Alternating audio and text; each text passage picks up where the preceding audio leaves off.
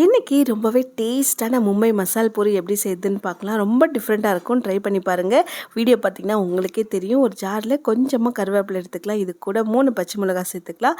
1 teaspoon அளவு சீரகம் சேர்த்துட்டு கொஞ்சமாக தண்ணி சேர்த்து நல்லா அரைச்சி எடுத்துக்கலாம். இது ரொம்ப நைஸாக அரைப்படாது, கொஞ்சம் குறைந்து தான் இருக்கும். அது ஒன்றும் பிரச்சனை இல்லை. எப்படி போட்டாலுமே பூரி நல்லா பொங்கி வரும். இதனால பூரி தட்டையாகாது, நல்லாவே வரும். ஸோ இந்த அளவுக்கு ரெடி ஆகிடுச்சு, இதுவே போதும். இப்போ ஒரு பவுலில் நான் வேக வச்சு சக்கரை கிழங்கு சேர்த்துக்கிறேன். இதை நல்லா மேஷ் பண்ணி எடுத்துக்கணும். எந்த அளவுக்கு மேஷ் பண்ண முடியுமோ அந்த அளவுக்கு பண்ணிக்கோங்க. சின்ன சின்னதாக கட்டி கூட இருக்கக்கூடாது. எல்லாத்தையுமே நல்லா மேஷ் பண்ணி எடுத்துக்கோங்க. இப்போ இது கூடவே நம்ம அரைச்சி வச்ச கருவேப்பிலை, பச்சை மிளகாய், சீரகம் பேஸ்ட் சேர்த்துட்டு கொஞ்சமாக உப்பு சேர்த்துக்கலாம். கூடவே 1/4 டீஸ்பூன் மஞ்சள் பொடி, 1/2 டீஸ்பூன் மிளகாய் பொடி சேர்த்துக்கலாம். அது வந்துட்டு ஆப்ஷனல், ஏன்னா ஏற்கனவே பச்சை மிளகாய் வேறு சேர்த்துருக்கோம். ஸோ காரமாக இருந்துச்சுன்னா தேவையில்லை. 1 டீஸ்பூன் சில்லி ஃப்ளேக்ஸ் சேர்த்துக்கலாம். இதுலேயே ஒரு 2 டேபிள் ஸ்பூன் அளவு ரவை சேர்த்துட்டு 2 கப்பு ஃபுல்லாக கோதுமை மாவு சேர்த்துக்கலாம். அவ்வளோதான், இது மட்டும் போதும். இதையே நல்லா ஃபஸ்ட்டு பசஞ்சு எடுத்துக்கோங்க. இதுவே ஓரளவுக்கு கரெக்டாக தான் இருக்கும். மாவு வந்துட்டு நல்லா கெட்டியாக இருக்கணும். தண்ணி வந்துட்டு நம்ம தேவைப்பட்டுச்சுன்னா லைட்டாக பசஞ்சு சேர்த்துக்கோங்க. தண்ணி அதிகம் தேவைப்படாது, லைட்டாக தெளிச்சிட்டு பசஞ்சு சேர்த்துக்கோங்க. ஒரேடி எல்லாத்தையும் சேர்த்துடாதீங்க.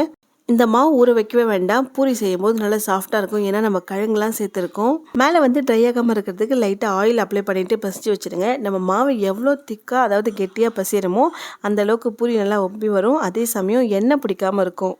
இப்போ பூரி உருட்டுற மாதிரி அழகாக குட்டி குட்டியாக உருட்டி எடுத்துக்கலாம். அதே மாதிரி தேய்க்கிறதுமே ரொம்ப முக்கியம். நம்ம கொஞ்சம் திக்காக தேய்ச்சா தான் பூரி நல்லா சூப்பராக பொங்கி வரும். இப்போ தேய்ச்சி எடுத்துக்கலாம். லைட்டாக மாவு போட்டு நம்ம உருட்டி வச்சு இந்த மாவு எடுத்து வச்சுட்டு இதை வந்துட்டு அழகாக தட்டிட்டு தேய்ச்சி எடுத்துக்கோங்க. தேய்க்கும் போது கொஞ்சம் திக்காக இருக்கணும். ரொம்ப தின்னாக சப்பாத்திக்கு தேய்க்கிற மாதிரி தேய்ச்சிட்டிங்கன்னா அது நமக்கு உப்பியே வராது, அப்பளம் மாதிரி ஆகிடும். காமிக்கிறேன் பாருங்கள், தேய்ச்சாச்சு. இந்த அளவுக்கு இருந்தால் போதும். இப்போ இருக்கிற மாவு எல்லாத்தையுமே அழகாக தேய்ச்சி வச்சிடலாம். கடையில் கொஞ்சமாக எண்ணெய் சேர்த்துருங்க. இன்னும் நல்லா சூடாகட்டும். பூரி எண்ணெயில் போடும்போது எண்ணெய் நல்லா சூடாக இருக்கணும். அப்போ தான் பூரி சூப்பராக பொங்கி வரும். மேலே லைட்டாக இந்த மாதிரி எண்ணெய் எடுத்து போடுங்க. செம்மையாக பொங்கி சூப்பராக ரெடி ஆகிடும். அப்படியே திருப்பி போட்டுருங்க. 2 சைடுமே ரெடி ஆனதும் அப்படியே எடுத்து பிளேட்டில் வச்சுட்டு இதே மாதிரி இருக்கிற பூரி எல்லாத்தையுமே போட்டு எடுத்துக்கலாம். நம்ம சேனலில் இதே மாதிரி நிறைய டிஃப்ரெண்ட்டான பூரி வெரைட்டிஸ்லாம் இருக்குது. ஒரே மாதிரி செஞ்சுருக்க மாட்டோம், எல்லாமே ரொம்ப டிஃப்ரெண்ட்டாக இருக்கும். ஸோ பூரி செய்கிறப்போ ஒவ்வொரு டைமும் ஒவ்வொரு மாதிரி டிஃப்ரெண்ட்டாக செஞ்சிங்கன்னா வீட்டில் இருக்கவங்களும் அசந்துடுவாங்க. ஸோ பூரி சூப்பராக ரெடி ஆகிடுச்சு. இதுக்கு ஒரு சூப்பரான காம்பினேஷன் உருளைக்கிழங்கு மசாலா வச்சுருக்கேன். இதையே ட்ரை பண்ணுங்கள். அப்படி இல்லை நீங்கள் சன்னா மசாலா கூட ட்ரை பண்ணி பாருங்கள், நல்லாயிருக்கும்.